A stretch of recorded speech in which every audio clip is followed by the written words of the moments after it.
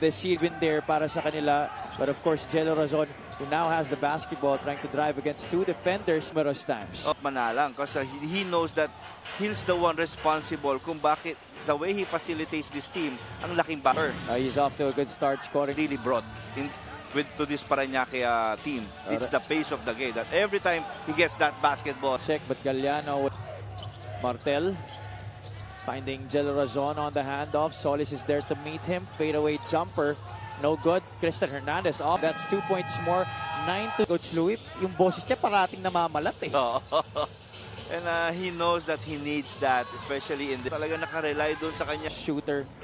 Especially pagkapasok niya pa lang, he can heat up right away. Doesn't need much.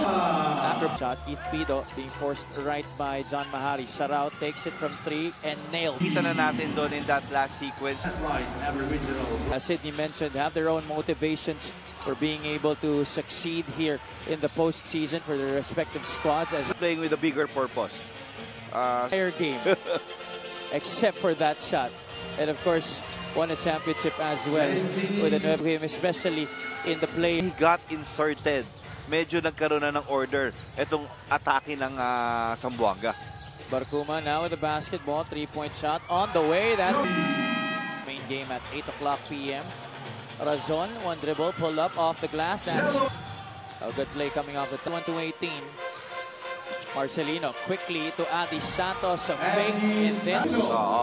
Parehong kupunan. Paulo Castro back to Manalang. 10 seconds on the shot clock. Manalang no looks it to Christian Hernandez. And again, the very reason bakit easily nakapag-adjust to si Christian Hernandez. Patriots did Galanza free for 3, still without a bucket here in this game. Sobido left wide open to him. When you leave Renzo Sobido, that yun na talaga ang identity ni Renzo Sobido.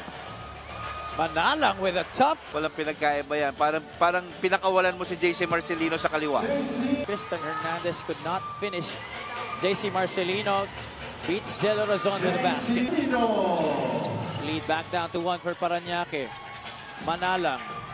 Pido to Martel. Free throw line jumper. That's there. In the PBA para kay Joseph Gabayni. You expected him to dominate here in the MPBL, but of course the competition sa ating liga sees Publico with a brush screen. They go to the corner. Subido, step back 3.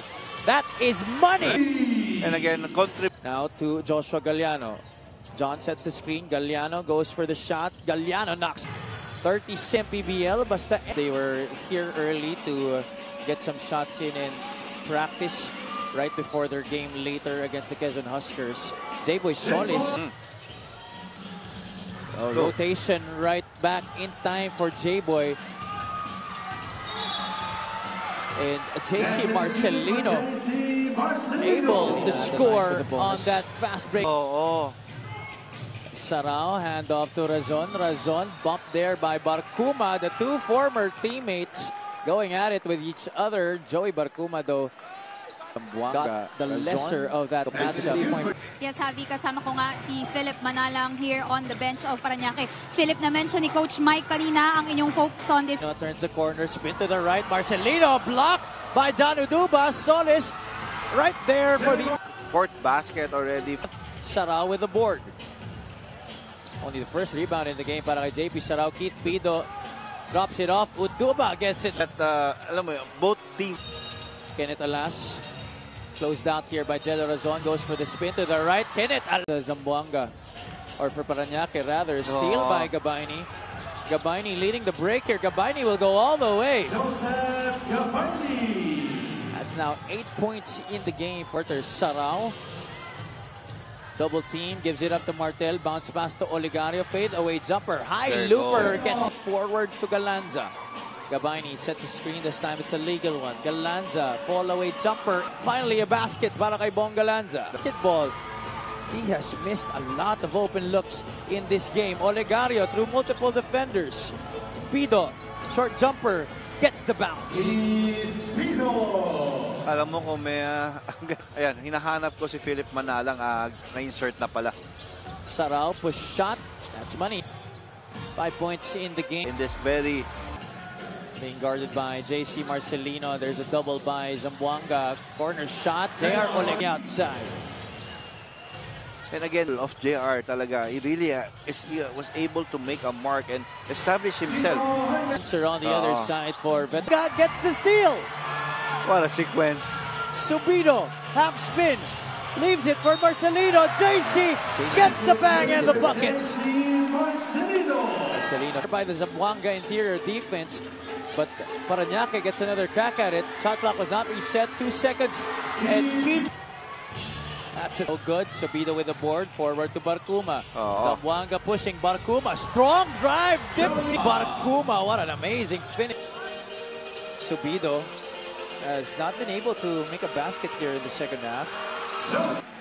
That Galanza. Hesitation dribble. Galanza leans in off the glass. The night. Sarao. Shot. We're all tied up again at 70. Our 5th deadlock. That's going to be a big advantage for the Master Sardines. Subido gets a steal and gets behind his 20-point average. This came off the bench. Oligario for 3 knocks. And you know, it's not really taking that basketball into his hands. Jason 74 to 73 in here. Sarao, pass fake, takes the shot. No, that's good. Para kay JP Sarao. Parañaque gets the lead once again, 75 to 74. And again, Galanza matched up against Philip Manalang. He has the height advantage. Galanza, quick attack. He has been sourcing out his points. 77 to 75. How will Parañaque respond? Oligario with the 3-point shot. To guard off the offensive rebound. Either na kayo eh. Zamboanga plummeted down to number 4 after losing to Manila in the last game of the season. Manalang hands it off to Del Razon, their leading scorer. Razon almost traveled. Oligario gets a pass to Sarao. Sarao somehow, someway gets it in. What about JR Oligario? Is 5'6" inches taller than you. He sucked in the defense there, Coach. And that speed has really killed multiple squads this season. He has been the biggest surprise para sa Parañaque. Sa designated inbounder here. Subido will initiate the offense for Zamboanga. There. 8 seconds on the shot clock. They go to Galanza. Spin to the baseline. Galanza steps out of bounds with a smaller Razon on him. Yeah, but he has a bet. He knows. No more challenge na nga. Parañaque hold on for the victory. They inbound to Manalang. Sarao. There's a foul there by Subido. They were complaining that there should have been an offense in the lead by 2, 81 to 79. 12 seconds remaining. No more timeouts for Zamboanga. 2 for 2, 82 to 79. So watch out. Subido will push it here. Step back 3-pointer. Subido, 3-pointer on the way up to the left. 4 seconds to go. Renzo hit him there.